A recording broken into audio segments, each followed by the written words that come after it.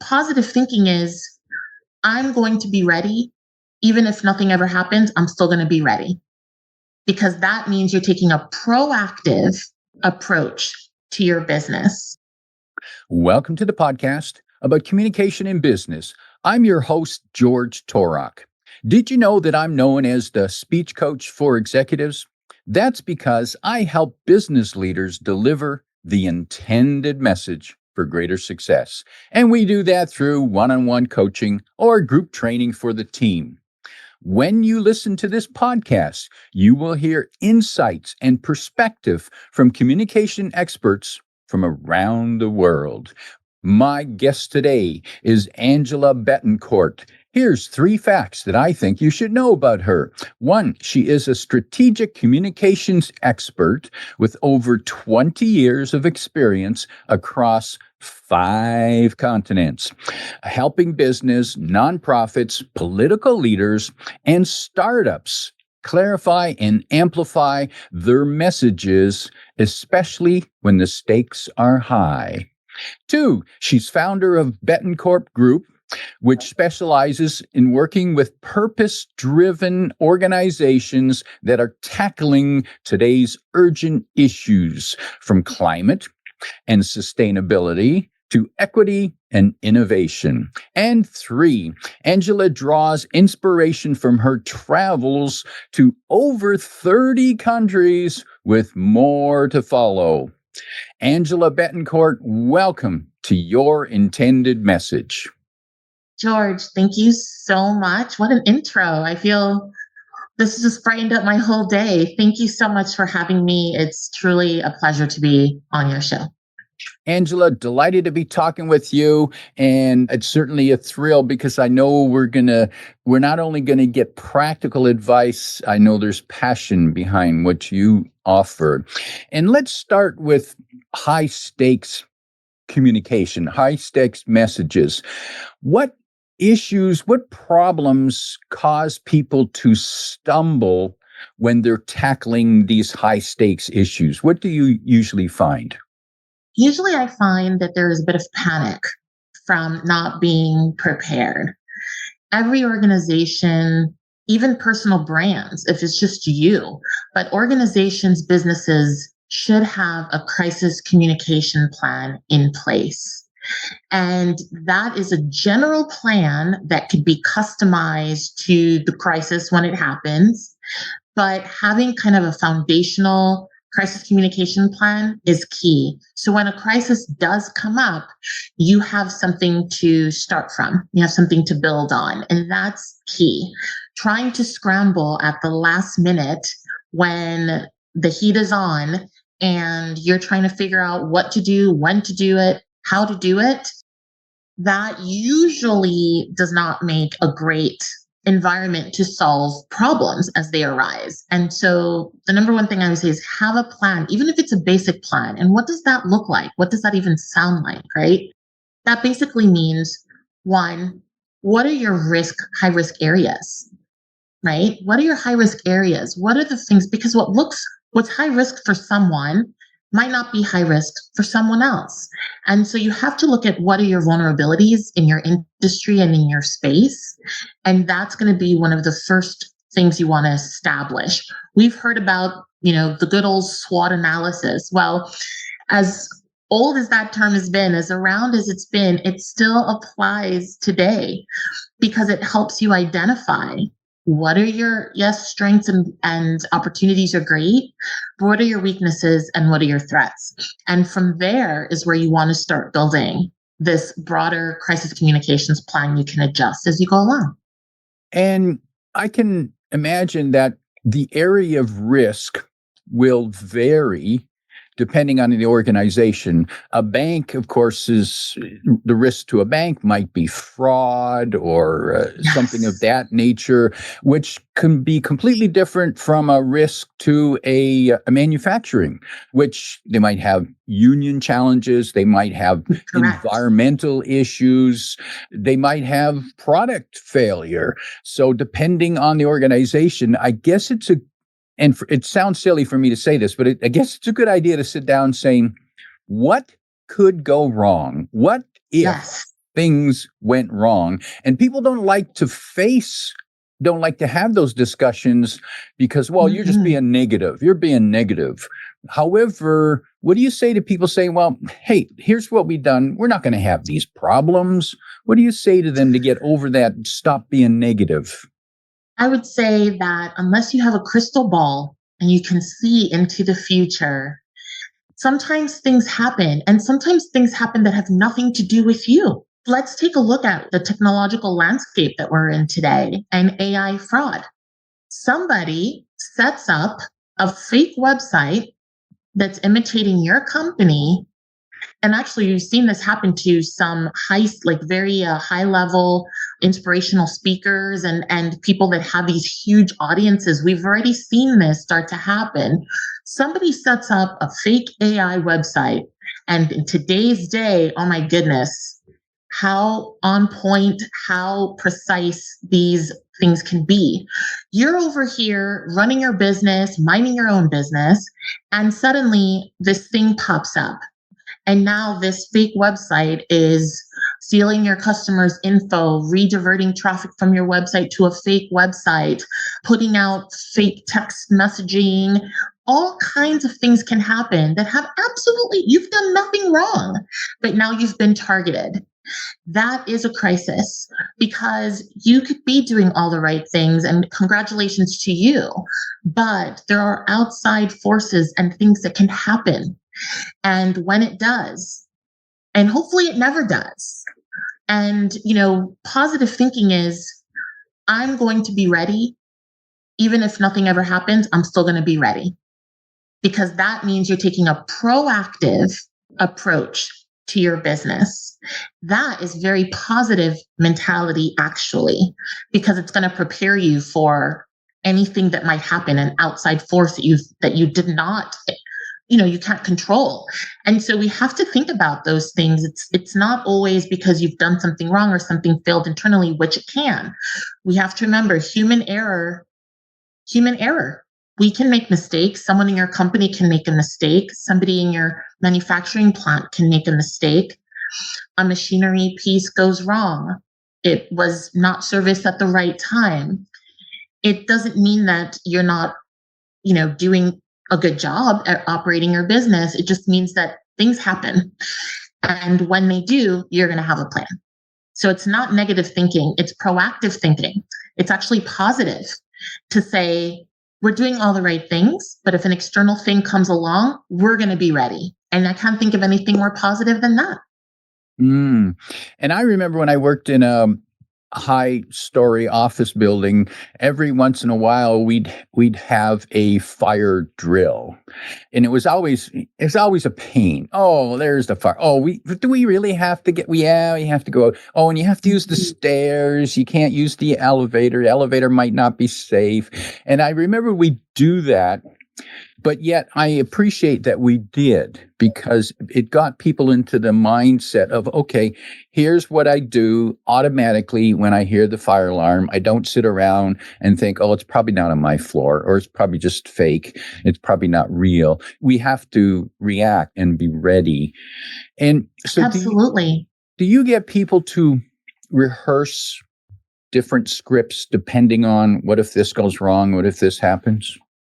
Yes, and sometimes it's a script and sometimes it's not. Sometimes it's just scenario, right? It's not, a on the dot thing, right? Because it's hard, of course, to predict what to do, what to say when a crisis happens, but it's good to know the broader game plan, if you will, of when something does go wrong. You have your reminders, right? When things go wrong, that's the time to really dig into your values, your company values.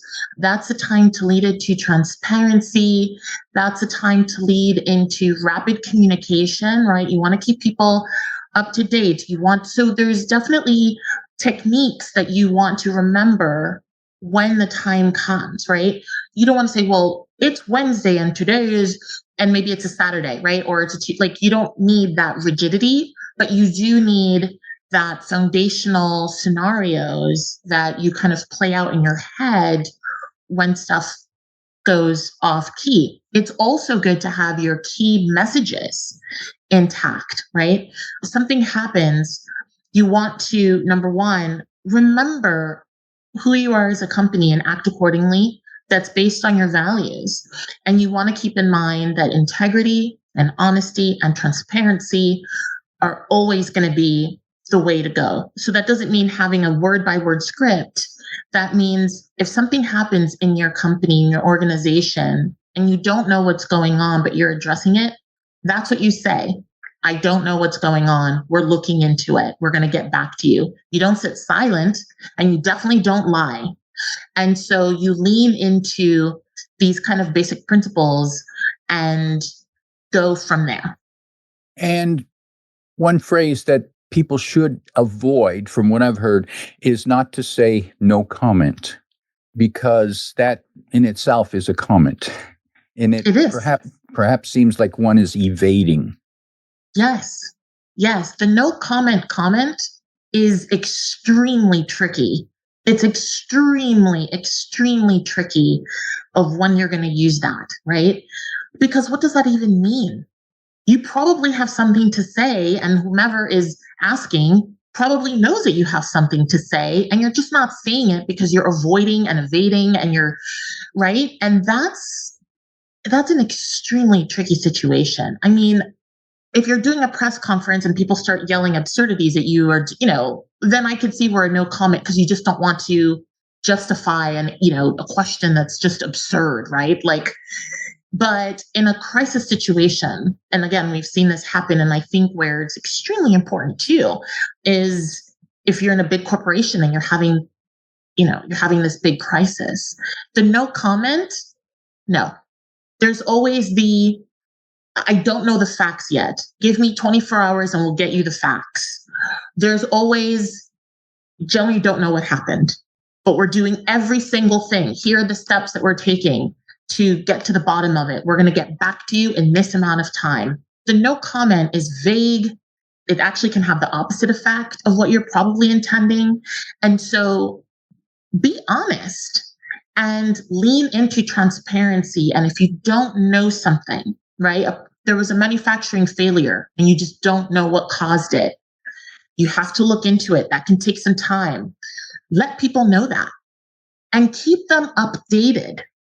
Okay. It's like 24 hours. We're going to get back to you with what we first learned, what we've learned about this, what we have figured out, right? We're looking into this. This is a serious issue. These are the people that are involved, right? Where's the proactive? When something goes wrong, people want to know that it's being handled, that it's being worked on, that it's being resolved. And then once it's resolved, people want to know, what are you going to do to not let that happen again? Or what steps you're going to implement to say that here's what we're doing to solve this problem.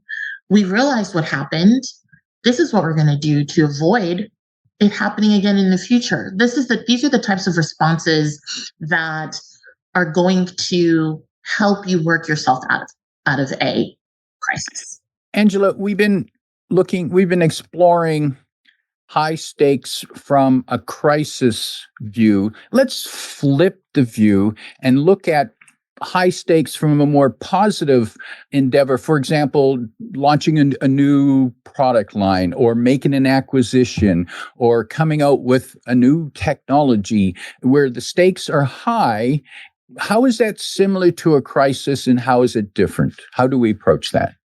Yes, and that's a great question. So thank you so much, George, for bringing that up, because on one side, when you have a crisis, it's negative. Crises, unfortunately, are usually a negative thing, and you are more likely to be reactive and on the defense, and there's a lot of pressure and stress, and things have to be navigated strategically, and there's a lot that kind of goes into that process, right? That we just kind of talked about. When something good is happening and it's high stakes, interestingly enough, you're probably still feeling pressure and uncertainty and the what ifs, right? There's always the, well, what if this doesn't go, right? And it's really easy to kind of get caught up in that. And I think that there are some similarities. Some of the similarities here are, go back to the basics. And we've heard big CEOs and people, say, let's, we have to go back to day one mentality and all of that, because it really goes back to when you're launching something new, you have to remember why you're launching that. And I don't mean obviously because it's a new product, but why? Because you realize it's going to benefit your customer. It's going to be innovative in the world. It's going to make it easier, faster, more secure for your customers, right?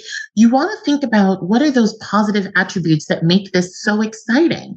And when those doubts start creeping in, what if this happens? What if, right? You want to kind of remember those foundational things about what this new launch means for your customer and why you're doing it. And again, you want to lead with that transparency if there's going to be shipping delays, and actually this is a really interesting case on that, because there was that new wine launch by Meghan Markle and her As Ever brand, and they oversold product and ended up having to refund people. I tried to get in on that and my thing got canceled before I even hit because it just sold out so fast.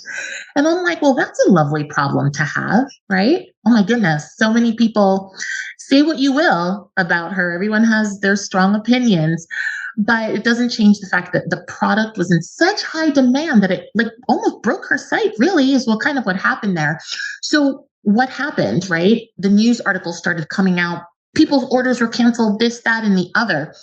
When you're doing a product launch, right, you have to think about, and maybe she underestimated what the demand was going to be, but you want to take those things into account, right? Well, what if we oversell? What if the product actually isn't that great and people are going to want to refund? Well, they want to return the product. You want to think all of these things through ahead of your launch. Okay, so you want to think about what can possibly go wrong. What if we sell too much? What if we don't sell enough? What if people want to return the product? What is our return policy?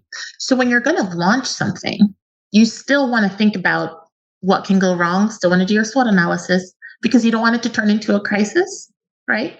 I think Megan's team is kind of in that place right now where are we handling this crisis of being, sold out?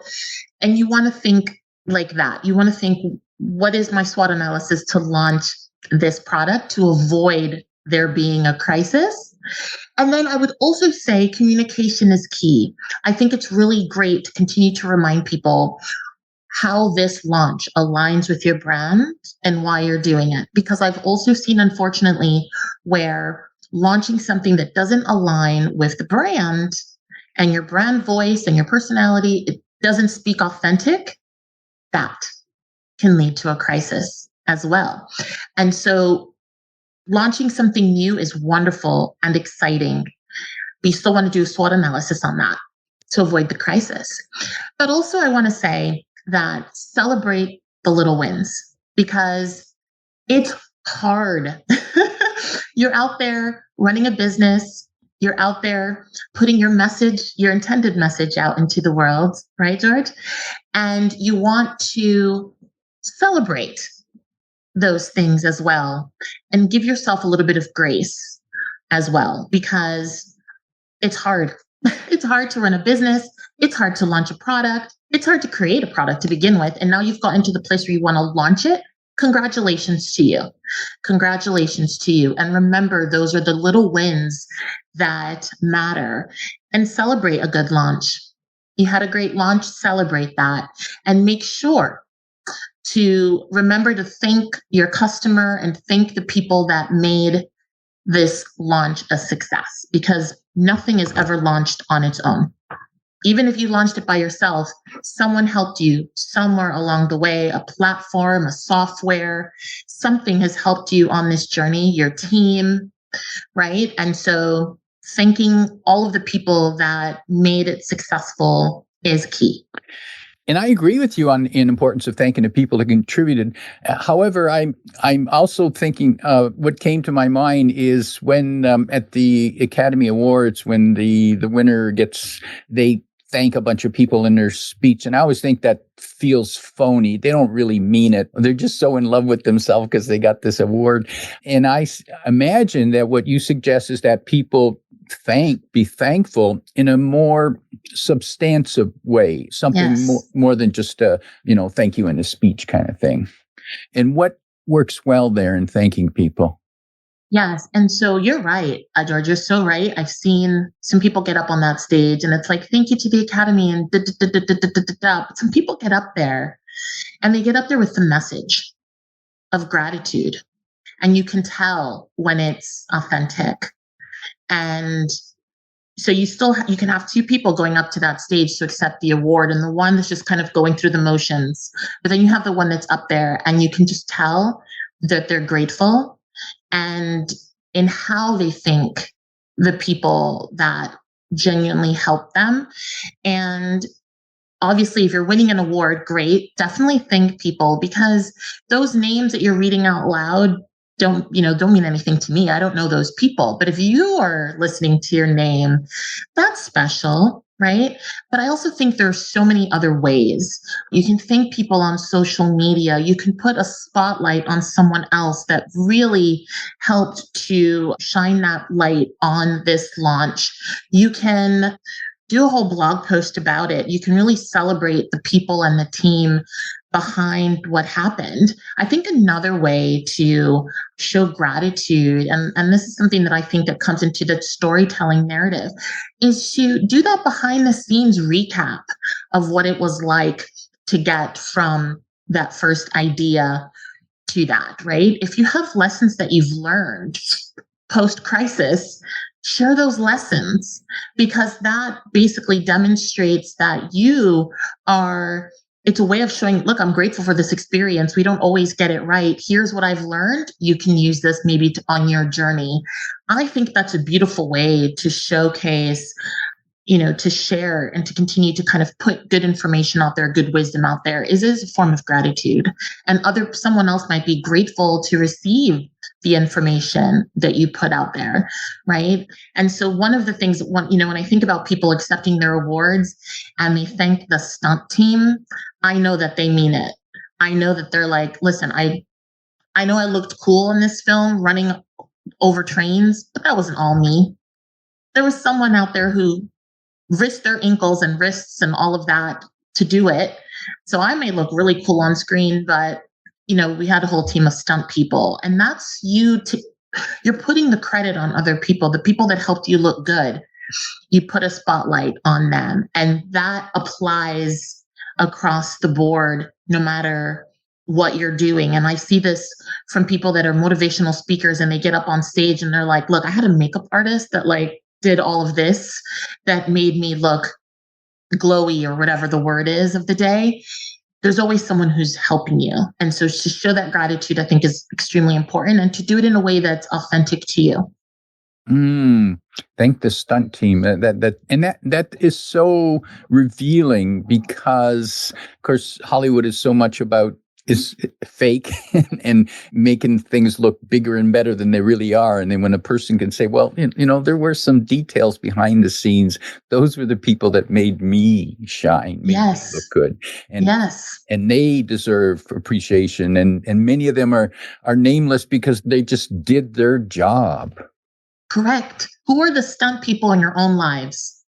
Who are the stunt people in your own life, in your business, that because we all have them, and we might not even think we do, but I really believe that we do, because I have mine for sure.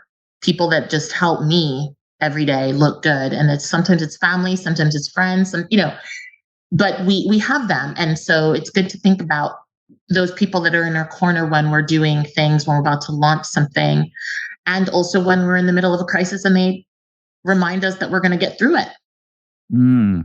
Angela, tell us about the power of story in dealing with these high stakes presentations, these high stakes messaging. Do they always need a story? And what's the guideline for the story? Yes, there's always a story.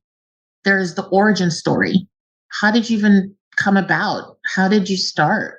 How did you get here? Those are all stories. The idea behind the product, that's a story. The idea behind the service that you're offering, how did you get there? my story of how I started doing this specific work, because I've been in PR and marketing for 20 years, but it's the last couple of years that I've been focused on environmental and social impact. And a lot of what shifted that to me was the 2 years that I spent living in Sierra Leone. That was a huge turning point. The things that I did there and saw there and experienced there shifted things so dramatically for me when I came back to the States. I'm like, this is where I need my focus to be. And so we all have the stories of, you have your story, George, about why you started this podcast, right? There's always that intention, as your intention behind what you're doing. And that intention is usually rooted in some kind of narrative. And so I always ask people to explore what that is. And in the high stakes space, it comes down to, I think about being in Sierra Leone during the Ebola crisis. And I mean, to say there's a million stories there is an understatement. But sometimes you have to just think about, what is this bigger narrative that we're trying to share right now?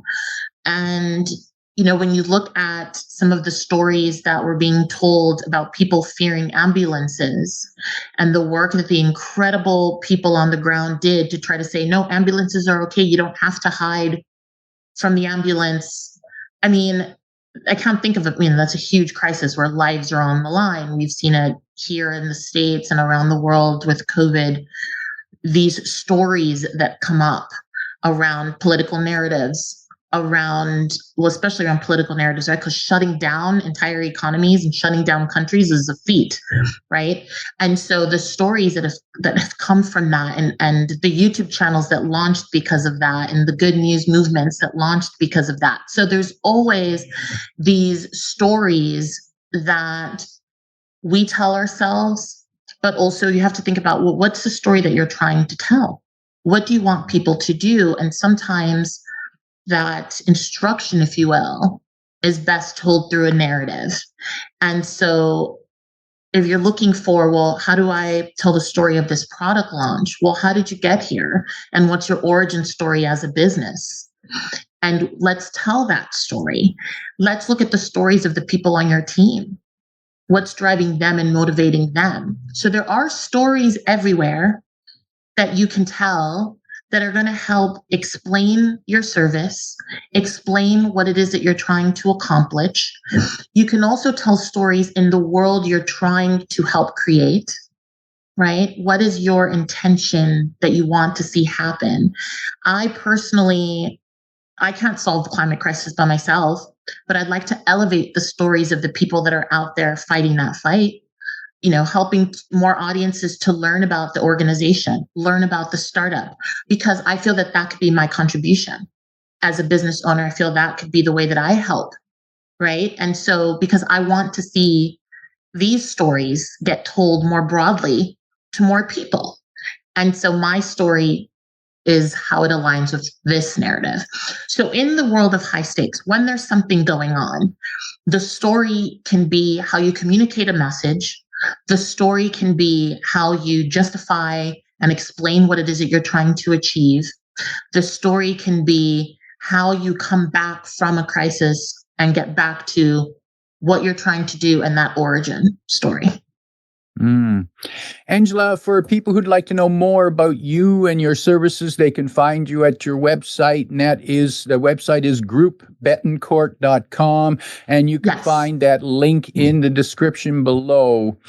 As we prepare to wrap up, imagine you're meeting with a business leader and they are about to go into a new product launch. It's a high stakes product launch. If there's 1, 2, or 3 pieces of advice that you would offer them as they are preparing, what might that be? The first is know what your risks are. Do the SWOT analysis around this launch. Okay, that's going to be really important. Here are the 10 things that could possibly go wrong. Here are the 10 things we're going to do if those things happen. Have that plan. Best case scenario, your product sells out, breaks the web, breaks the internet. You have people calling. People don't call. What am I saying? People texting, DMing you, whatever it is, whatever's going on. People are emailing, your inbox is blowing up. What are you going to do? And who are your designated people that are allowed to talk about this? Is it yourself? Do you have a communications person on your team that's going to handle, right? So have that plan, have the execution. What are your methods of communicating with people? So that's all part of this kind of SWOT analysis. Have that game plan ready. Who are the people? What are the different distribution methods of communication? Email, newsletter, LinkedIn post. Have that general plan together. That's going to be the main thing, because that's the foundation. So have your game plan. If something goes wrong, here are the 10 different ways you can approach that. The second thing I would say is remember why you're launching this and make sure that it aligns with your messaging and your brand and who you are as a company. And this is still part of that kind of SWOT analysis, but I emphasize it separately because I think this is a really big one that can lead to a lot of crisis if not managed properly. If this product does not align with what you're trying to achieve, maybe have some meetings before you launch, just so that it comes across you're launching something that's authentic and true to who you are. So that's the thing I would say. Next is I think it's a great idea to have your launch strategy, right? What are the graphics, the imagery, the messaging, the exciting bits, right? The marketing plan, what is the execution plan on this? You're going to have a social media. Is this a social media launch? Are you launching this via just your website? And so, right? Like, what is the marketing plan? Have a good marketing plan. What are your avenues that you can launch this product? I would say if it's something that's newsworthy, write that press release and send it out. Okay, this is a great one, because I think that, again, the world and your target audience and your community should know that this is launching. And so write that press release. If you don't know how to, find someone like me to write that press release and to help create that execution plan, because that's going to be what's going to make this a success. If people don't know you've launched, then how can people buy into what you're trying to sell? And so have a good plan. I think also don't be afraid to do something fun. The world can be heavy sometimes. And so think about how can this delight? And we've heard about this from a long time ago. And some of the biggest marketing gurus of our time have talked about it, the art of delighting your customer, and that extra surprise and that extra mile. Customer service might look different, but it's still customer service, and make sure that you have that, right? Whether that's somebody responding to DMs on Instagram or someone replying to emails that come in about the product, customer service is still super, super important. And I don't want people to forget that. All positive advice. My guest today is Angela Betancourt, reminding you to remember to thank the stunt team. If you like what you heard, tell your friends and post your 5-star review on Apple Podcasts, because that helps more listeners find us. Come back every week for more practical insights to help you deliver your intended message. I'm your host, George Torok.